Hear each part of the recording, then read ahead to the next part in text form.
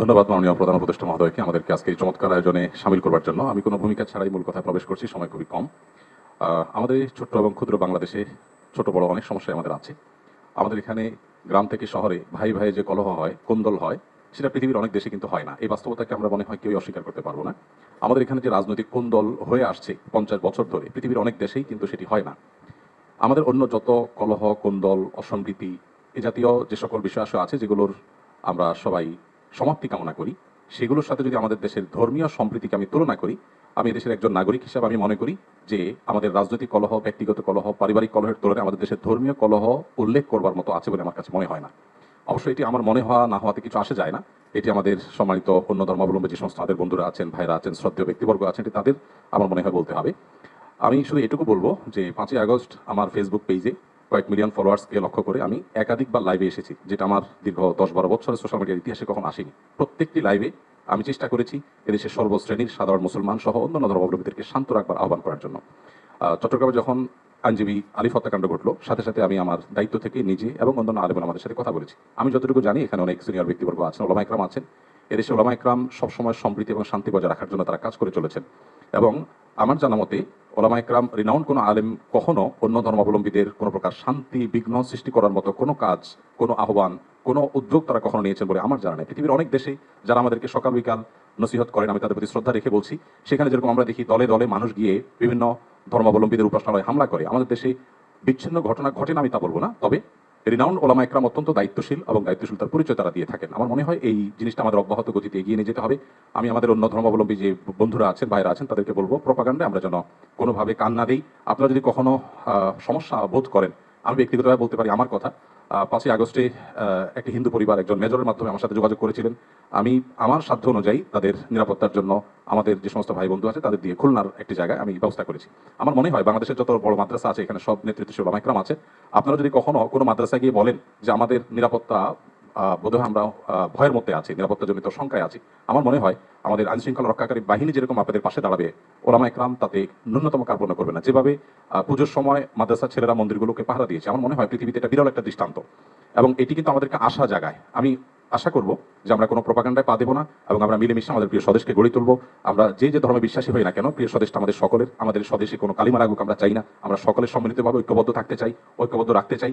আমরা যদি সবাই ঐক্যবদ্ধ থাকি তাহলে আমাদের দেশটি ভালো থাকবে, আমরা ভালো থাকবো। আমি আশা করছি আমাদের ঐক্যে কেউ চির ধরাতে পারবে না এবং এক্ষেত্রে আমাদের সীসাডালা প্রাচীরের মতো চলতে হবে। আমাদের কোনো সমস্যার জায়গা থাকলে অবশ্যই আপনারা বলবেন, আমরা সেই জায়গাটাকে সংশোধন করবো। কিন্তু আমরা আমাদের প্রিয় স্বদেশকে সমৃদ্ধ দেখতে চাই, মাথা উঁচু করে দাঁড়াতে পারে সেরকম দেখতে চাই। আমাদের তরুণরা আমাদেরকে যে নতুন বাংলাদেশ এনে দিয়েছেন, তার নেতৃত্বে যে নতুন বাংলাদেশ এগিয়ে যাচ্ছে, এই অগ্রযাত্রাকে কোনো শক্তি যেন থামাতে না পারে। আমার মনে হয় ধর্ম বর্ণ নির্বিশেষে আমাদের প্রত্যেকেরই ঐক্যবদ্ধ থাকার, ঐক্যের শপথ নেওয়ার সময় এখন সবচেয়ে গুরুত্বপূর্ণ। সে বিষয়টি আমি সবার নজরে এনে আমি আবার বক্তব্য শেষ করছি। কথা বলছো কেন? একজন হিন্দু আমার এলাকায়, তার একটা ছেলে একটা ককটেল ফুটেছে, ফুটানোর পরে আমরা দৌড়ে গেলাম। কি হলো? কয় যে আমাকে একজন 500 টাকা দিচ্ছে, আপনার একটা ককটেল ফুটাই দিলে আপনার পূজার মধ্যে এটা আমাকে 500 টাকা দিয়ে জন্য ফুটাই দিচ্ছে। সে হিন্দু ছেলে কিন্তু। পরে ওর বাবাকে ডাকলাম, বাবাকে ডেকে বললাম যে ভাই আপনি কি করছে? কবে আমি তো জানি না। তো ছেলেটাকে আমরা কিছু করলাম না, বুঝালাম যে না এটা অন্যায় হয়েছে, তোমার হিন্দু সম্প্রদায়ের আপনার এখানে ককটেল ফুটাইয়া একটা দাঙ্গা করতে চাও, এটা তো মুসলমান হতে দেবে না। কারণ মুসলমানরা ইসলাম যেটা বলে সেটা হলো মানুষ হিসেবে সব সমান। সে যেই ধর্মেরই হোক তাকে শ্রদ্ধা করতে হবে, তাকে সম্মান করতে হবে। ধন্যবাদ। যদি একটু জি, আর একটা কথা বলি, শেষ করি। সেটা হলো আরেকটা স্যারকে পেয়ে বলতে চাই, আমাদের মাস্টার শিক্ষার যে সমস্ত অবস্থা এখন চলছে, এই বৈষম্যের শিকার আমরা কিন্তু মাস্টার শিক্ষা অনেক দিক থেকে। আমি আশা করব আজকে এই প্রসঙ্গে, যদি প্রাসঙ্গিক এক লাইনে বলবো যে বৈষম্যগুলো কি কি চলছে মাস্টার শিক্ষার জন্য, এগুলো স্যার যদি একটু নজর দেন তাহলে ওলামায়ে কেরাম ঐক্যবদ্ধ হতে বলে আগে আসতে আপনার আগ্রহী হবে। এই কথা বলে আমি ধন্যবাদ। যে আমি শুধু জি জি একটা কাগজ তার হাতে দেবো, এখানে কিছু পয়েন্ট আমি দিয়েছি। আমি প্রথমে আজকের যে প্রধান উপদেষ্টা মহোদয় এবং তার সুচিন্তিত এবং গভীর অনুপ্রেরণামূলক বাংলাদেশের মাটি মানুষ এবং সার্বভৌমত্বকে রক্ষা করার জন্যে যেই সম্প্রীতি, যেই সৌহার্দ্যপূর্ণ অবস্থান, যে বাংলাদেশকে নিরাপদ রাখার জন্য যে আমাদেরকে আমন্ত্রণ জানিয়েছেন, বিভিন্ন বিষয়গুলোকে ডেকে যদি একটি শান্তি সম্প্রীতি করেন, বিশেষ করে আমি আজকে আবারও বলবো, এই যে সম্প্রীতি, আন্তর্জাতিক সম্প্রীতি সম্মেলন, সাম্প্রদায়িক এবং আন্তর্জাতিক সম্প্রীতি সম্মেলন যদি আপনি অচিরে যদি সেটা করেন, আমার মনে হয় এখানে সকলেই অংশগ্রহণ করে একটি বার্তা দেন, ডেকে ডেকে বোধ হয় এইভাবে করে সময় নষ্ট না করে আন্তর্জাতিক মানের এই যাতে বিশ্বের মধ্যে চলে যায়, আমরা শান্তি চাই। এবং আমরা কখনো, আমি আবারও সবিনয়ে বলছি, আমরা দেশপ্রেমী, এই দেশে থাকবো, এই দেশ থেকে কখনো কোথাও যাব না। এই দেশের জন্য যা কিছু করণীয় কর্তব্য, আমি শিক্ষক হিসাবে, ঢাকা বিশ্ববিদ্যালয়ের শিক্ষক হিসাবে এবং আমাদের বাংলাদেশ বুদ্ধিস্ট ফেডারেশনের আমি চিফ অ্যাডভাইজার এই হিসাবে আন্তর্জাতিক বৌদ্ধ বিহারের পক্ষ থেকে, এবং আমি সম্প্রতি ট্রাস্টি গঠন হয়েছে, আমাদের ধর্ম উপদেষ্টা মহোদয় আছেন, আমাকে চেয়ারম্যান করা হয়েছে ফরেন অ্যাফেয়ার্সের, আমি তাকে ধন্যবাদ জানাচ্ছি। আমি এর পক্ষ থেকে আপনাকে আমি গভীর শ্রদ্ধা জানিয়ে আজকের মিশনটি সার্থক হবে, ধন্যবাদ, বিজয় হবে, আপনি চিন্তা করবেন না, আপনার সঙ্গে আমরা আছি। সকলকে ধন্যবাদ। বিশেষ করে আমি রামুর সন্তান, আপনারা জানেন 2012 সালে এক রাতে আমার 23টা বৌদ্ধবিহার জ্বালিয়ে দেওয়া হয়েছিল, অনেক ঘরবাড়ি জ্বালিয়ে দেওয়া হয়েছিল, কিন্তু আমরা বৌদ্ধবিহারগুলো পেয়েছি কিন্তু বিচার পাইনি, অর্থাৎ প্রলেপ দেওয়া হয়েছে, তার ক্ষত কিন্তু শুকায়নি। আমরা এরকম কোনো কিছু কামনা করি না। ছোট ছোট ঘটনা বিভিন্ন জায়গায় ঘটছে, সংখ্যালঘুদের এটা অস্বীকার করার উপায় নেই। যেমন আমাদের পার্বত্য চট্টগ্রামে আমাদের মাননীয় প্রধান উপদেষ্টা দায়িত্ব নেওয়ার পরে খাগড়াছড়িতে এবং রাঙ্গামাটিতে দুবার ঘটনা ঘটেছে, অনেকের ঘরবাড়ি জ্বালিয়ে দেওয়া হয়েছে, দোকানপাট জ্বালিয়ে দেওয়া হয়েছে। এই যে কত তৈরি হয়েছে, এটা কিন্তু এখনো শুকায় নাই। তারা কঠিন চিব দান বর্জন করেছে পার্বত্য বৌদ্ধ, আমরা এত বলার পরেও তারা করতে পারেনি, সাহস করেনি। আপনারা জানেন রাঙ্গামাটি রাজবন বিহারে 3-4 লক্ষ মানুষের সমাবেশ হয় কঠিন চিব দানে।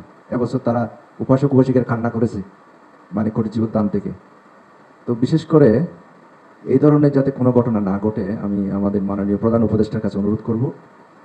বিশেষ করে আমরা যারা বৌদ্ধ প্লেনে আছে, আমরা খুব সুন্দর করে করেছি, আমাদের মধ্যে সমস্যা হয়নি। আমরা প্রশাসনের সহযোগিতা পেয়েছি, আর্মির সহযোগিতা পেয়েছি, আমাদের প্রফেসর ডক্টর সুকুমার বড়ুয়া ছিল, আমরা আর্মি চিফের সাথেও দেখা করেছি, সর্বোচ্চ সহযোগিতা পেয়েছি। তো আমরা আজকে যারা এখানে এসেছি সকল ধর্মের মানুষ, আমরা এদেশে মিলেমিশে থাকবো। আমাদের যারা হুজুরের আছে আপনাদের প্রতি একটু বিনীত অনুরোধ, আপনারা যারা ওয়াজ করেন, বয়ান করেন, একটু শান্তি সম্প্রীতির কথাগুলো একটু বেশি করে বলবেন, কারণ শান্তি সম্প্রীতি ছাড়া কেউ সুখে থাকতে পারবেন না এদেশকে যদি আমরা সুন্দর বিশ্ব দরবারে তুলে ধরতে চাই, এটা শান্তি সম্প্রীতি সংহতি সকল সম্প্রদায়ের মধ্যে এটা প্রীতিবন্ধনটা এটা অটুট দৃঢ় রাখতে হবে। আমরা এমন একজন মানুষ পেয়েছি, উনি বিশ্বের নোবেলজয়ী, এরকম সৌভাগ্য আর আমাদের হবে কিনা জানি না। বিশেষ করে আমরা চট্টগ্রামবাসী, আমরা যারা বৌদ্ধরা আছি, আমরা 90% চট্টগ্রামের, আমরা স্বাভাবিকভাবেই ওনার প্রতি আমরা মানে আমাদের একটা আলাদা সফট কর্নার, একজন বিশ্বজয়ী মানুষ আমরা পেয়েছি, শান্তির দূত। এদেশে উনি যতদিন আছেন যাতে আমাদের দেশটা সমুন্নত থাকে এবং ঐক্য সংহতির বিষয়ে কোনো কম্প্রোমাইজ নাই। সোজা কথা, আমরা এদেশে সন্তান, আমরা এদেশে জন্মগ্রহণ করেছি, এদেশের এই যে পতাকা, এখানে যে আমরা লাল সবুজের পতাকা, এই পতাকার মান আমরা রাখবো, আমরা যে সম্প্রদায় হই না কেন। সহায়তার দৃষ্টিভঙ্গি দিয়ে সমস্যা সমাধানের চেষ্টা করি, তবে যে কোনো সংকট মোকাবেলা সহজতর হয়, এতে শান্তি বজায় থাকে। দেশের শান্তি সম্প্রীতি ও উন্নয়নের লক্ষ্যে অন্তর্বর্তীকালীন সরকারের উদ্যোগে পারস্পরিক ভাব বিনিময়ের যে বিষয়টি আজকের এই আলোচনা অনুষ্ঠানের মাধ্যমে প্রকাশিত হয়েছে, সেই জন্য অন্তর্বর্তীকালীন সরকারের মাননীয় প্রধান উপদেষ্টা, অন্যান্য উপদেষ্টা সহ সংশ্লিষ্ট সকলকে আমাদের আন্তরিক ধন্যবাদ জ্ঞাপন করি। ধন্যবাদ। যুগ যুগ ধরে দেশের অসাম্প্রদায়িক যে ঐতিহ্যের ধারাবাহিকতা বজায় থাকুক, দেশের শান্তি ও উন্নয়ন ত্বরান্বিত হোক, এ আমাদের প্রত্যাশা। সকলকে নমস্কার, ধন্যবাদ। আসসালামু আলাইকুম। সংক্ষেপে 2 মিনিট 3 মিনিট এখন প্রায় শেষের দিকে চলে আসছে তো। আলহামদুলিল্লাহ ওয়াহদাহু ওয়াসসালাতু ওয়াসসালামু আলা মান লা নাবিয়্যা বা'দা। আমি আব্দুল্লাহ বিন আব্দুর রাজ্জাক, প্রায় 3 কোটি 3.5 কোটি যে জনগণ আছে তাদের একজন প্রতিনিধি বলতে পারেন। তো এই মোটামুটি সংক্ষিপ্ত পরিচয়। আমার কথা হচ্ছে, আজকে যে বিষয়টি নিয়ে এখানে আমরা আলোচনায় বসেছি, এটি যদি আমরা মূলে হাত না দিই, আসল জায়গায় যদি হাত না দিই, তাহলে এটিকে সমাধান করা সম্ভব নয়। বাংলাদেশে যে সকল ধর্মের মধ্যে সম্প্রীতি বিরাজ করে, তার সবচেয়ে বড় উদাহরণ হচ্ছে সাইফুল ইসলাম আলিফ হত্যার পরও বাংলাদেশে কোথাও কোনো প্রকার দুর্ঘটনা সংঘটিত হয়নি, এবং সকল আলেম ওলামা নিজ নিজ জায়গা থেকে, আমি আমার জায়গা থেকে, সকল জ্ঞানীগুণী আলেম ওলামা নিজের জায়গা থেকে ফেসবুকে বক্তব্যে সবাইকে শান্ত থাকার আহ্বান করেছে। সুতরাং আমাদের দেশে সাম্প্রদায়িক সম্প্রীতি আছে, এই কথা শতভাগ সত্য। তারপরও আমাদেরকে বসতে হচ্ছে কেন? ওই জায়গায় আমাদের হাত দিতে হবে। আমরা আসলে ভূ রাজনৈতিক আন্তর্জাতিক রাজনীতির শিকারে পরিণত হয়েছি। এই জায়গায় যদি আমরা সমাধান করতে চাই, তাহলে আমাদেরকে লক্ষ্য রাখতে হবে বড়। লক্ষ্য বড় রাখলে স্যার আপনার জন্য এটি সমাধান করা সুবিধা হবে। সেই বড় লক্ষ্যটি হচ্ছে প্রকৃত অর্থে আমাদের পার্শ্ববর্তী দেশে সংখ্যালঘুরা নির্যাতিত। পৃথিবীর ইতিহাসে কোথাও এখন পর্যন্ত কোনো ইবাদতখানা এভাবে ভাঙা হয়নি যেভাবে আগামী 6 নভেম্বর শুক্রবারের দিন বাবরি মসজিদ আজ থেকে 50 বছর পূর্বে ভাঙা হয়েছে। পুলিশ হেফাজতে যেভাবে মুসলিমদের হত্যা করা হয়েছে, মুসলিম এমপিকে, রানিং এমপিকে, এভাবে কোথাও হয়নি। এরকম আরো অসংখ্য ঘটনা আছে যেটা আমাদের পার্শ্ববর্তী দেশে প্রকৃত অর্থে সংখ্যালঘুরা নির্যাতিত। আমাদের দায়িত্ব মানুষ হিসেবে এবং তাদের পার্শ্ববর্তী দেশ হিসেবে, এবং 47-এ আমরা যে ওয়াদা দিয়ে এই দেশটাকে স্বাধীন করেছিলাম, সেই ওয়াদা রক্ষার্থে আমাদের দায়িত্ব হচ্ছে আমাদের পার্শ্ববর্তী দেশের সংখ্যালঘু নির্যাতনের প্রতিবাদে আমাদেরকে আওয়াজ উঠানো। আমাদের দেশে কোনো সংখ্যালঘু নির্যাতন নাই, কিন্তু আমাদেরকে আওয়াজ উঠাতে হবে আমাদের পার্শ্ববর্তী দেশের সংখ্যালঘু নির্যাতন হচ্ছে সেটি নিয়ে। এই জন্য আমি আহ্বান জানাবো আমাদের মাননীয় প্রধান উপদেষ্টার প্রতি যে তিনি যেন এই বিষয়টির প্রতি দৃষ্টি দেন, এবং সবাই আপনার সাথে আছে। গতকাল রাজনৈতিক দলগুলোকে দেখেছেন, আজকে ধর্মীয় নেতাদের দেখছেন, সকলেই আপনার সাথে আছে, এবং আপনার হাতকে মজবুত করার জন্য দেশে যে জাতিগত ঐক্য তৈরি হয়েছে এটিকে আপনি সাহস হিসেবে ধরে নিয়ে আপনি আমাদের দেশের স্বাধীনতা এবং সার্বভৌমত্ব রক্ষার জন্য আন্তর্জাতিক জগতে ফাইট করেন। এবং আমাদের যে বন্ধু রাষ্ট্রগুলো আছে, সার্ককে শক্তিশালী করে, আমাদের বন্ধু রাষ্ট্রকে শক্তিশালী করে, যারা পাল্টা আমাদের উপর মিথ্যা অপবাদ দিয়ে আমাদেরকে ছোট করতে চাচ্ছে, তাদের সামনে আমাদের দেশের এই সাহস এবং সম্প্রীতিকে আপনি তুলে ধরুন। ধন্যবাদ। এতটুকু আমি আপনার কাছে দাবি জানাবো। ধন্যবাদ। আমি খালি পরিচয় দিব। আমার নাম জনসন উমরি, গারো কামাল পুরোহিত। আমরা অনেক কথাই বলেছি, সবাই বলেছি, আর সমস্যাগুলো আমরা জানি। সবাই যে কথাগুলো বললো, কিন্তু একটা কথা কেউ বলে নাই, আমি এটা বলতে চাই। আমরা আজকে এখানে যারা উপস্থিত হয়েছি, আমরা নিজ নিজ ধর্মে, নিজ নিজ মন্দিরে, মসজিদে গিয়ে আমরা আমাদের সৃষ্টিকর্তার কাছে প্রার্থনা করব। যারা এই কাজ করে তারা যেন মন ফিরায়, যেন তারা আমাদের মতো ভালো হতে পারে, এবং আমাদের এই অন্তর্বর্তী সরকারকে যেন সৃষ্টিকর্তা সাহায্য দান করেন, যেন সুন্দরভাবে তারা যেন রাষ্ট্র পরিচালনা করতে পারে। সবাইকে ধন্যবাদ। সর্বপ্রথম আল্লাহ রব্বুল আলমিনের শুকর আদায় করছি। আল্লাহ তালা আমাদেরকে এই গুরুত্বপূর্ণ একটা বিষয় নিয়ে ফিকির করতে বসার তৌফিক নসিব করেছেন। এরপর মাননীয় প্রধান উপদেষ্টা সহ বাকি সকলের শুকরিয়া আদায় করছি।